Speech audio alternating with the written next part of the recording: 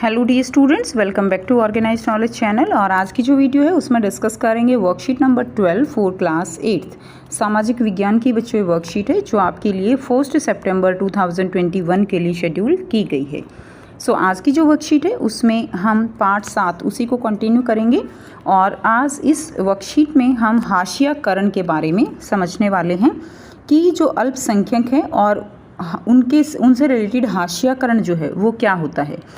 Worksheet शुरू करने से पहले बेटा प्लीज़ चैनल को सब्सक्राइब कर दीजिए, बेल आइकन को प्रेस कर लो ताकि आपको आने वाली वीडियोस की नोटिफिकेशन वो समय से मिल जाए। मौलिक अधिकारों के जरिए हमारा संविधान धार्मिक और भाषाई अल्पसंख्यकों को सुरक्षा प्रदान करता है।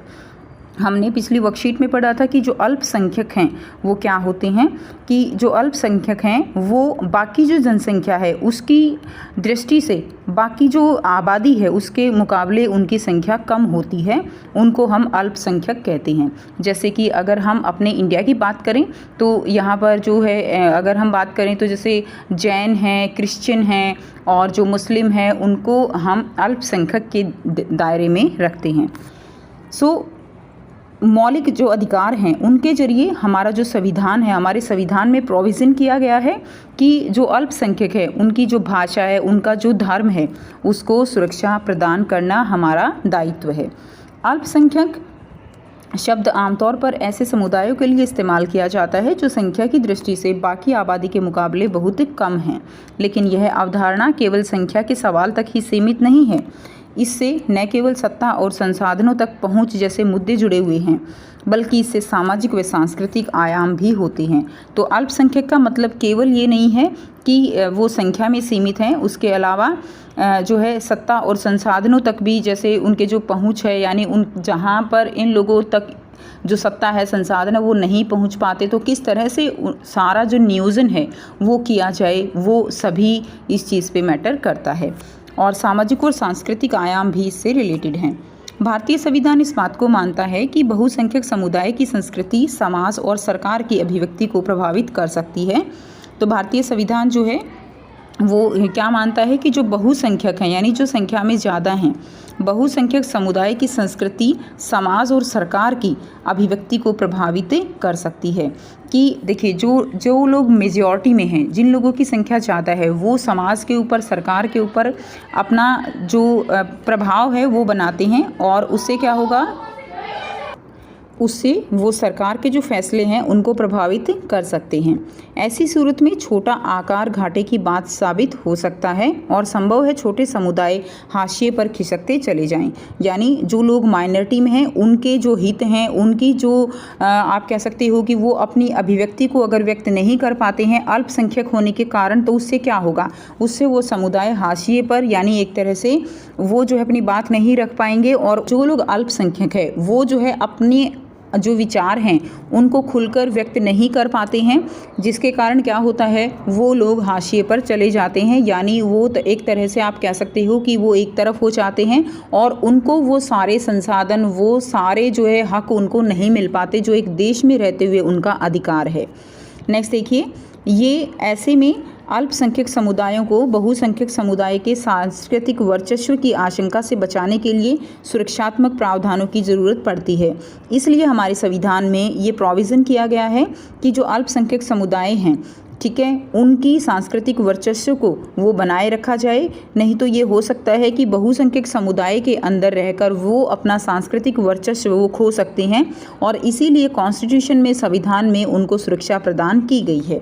ये प्रावधान उन्हें भेदभाव और नुकसान की आशंका से भी बचाते हैं। तो ये जो कॉन्स्टिट्यूशन में, संविधान में प्रावधान किए गए हैं, उन्हें भेदभाव होने से और नुकसान की आशंका से भी उनको क्या करते हैं, उनको बचाते हैं और उनके जो अधिकार हैं उनको ध्यान में रखते हुए वो जो है क्या किए जाते हैं, ध्यान में रखते हुए उनको उनके अधिकार दिए जाते हैं।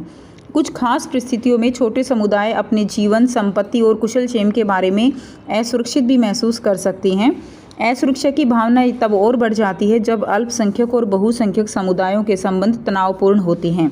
तो जो अल्पसंख्यक हैं, ठीक है, कुछ परिस्थितियाँ ऐसी होती हैं कि वो समझते हैं कि उनका जीवन, उनकी संपत्ति, ठीक है, वो सब जो है बहुसंख्यक समुदायों के चलते खतरे में है। तो इस चीज़ की भावना, असुरक्षा की यह भावना किसी भी देश में तब और भी ज़्यादा बढ़ जाती है जब अल्पसंख्यक और बहुसंख्यक समुदायों के जो संबंध है वो तनावपूर्ण होते हैं। और इसका जो है एग्जाम्पल हम अपने ही देश में कई जगह पर जो है मुस्लिम और हिंदू जो धर्म है उसको लेकर जो लोग तनाव की स्थिति क्रिएट करके रखते हैं, वो यहाँ पर एक एग्जाम्पल हो सकता है। ठीक है, संविधान में इन सुरक्षाओं की व्यवस्था इसलिए की गई है कि हमारा संविधान भारत की सांस्कृतिक विविधता की सुरक्षा तथा समानता व न्याय की स्थापना के प्रति संकल्पबद्ध है। हमारे जो संविधान है उसमें इन सभी के बारे में इनको सुरक्षा प्रदान की गई है, एक तरह से आरक्षण दिया गया है, जिससे कि इन लोगों को भी जो है अपनी जो जीविका है वो अच्छा, या अपनी लाइफ, अपनी क्वालिटी ऑफ लाइफ उसको इम्प्रूव करने का मौका दिया जाए, मौका मिले। क्लियर? क्योंकि हमारे जो देश है, हमारे देश का कोई अपना रिलीजन नहीं है, कोई अपना धर्म नहीं है, सभी धर्मों को, सभी भाषाओं को यहाँ पर समानता का अधिकार दिया गया है। और इसी के चलते हमारा संविधान समानता और न्याय की स्थापना के प्रति क्या है, संकल्पबद्ध है।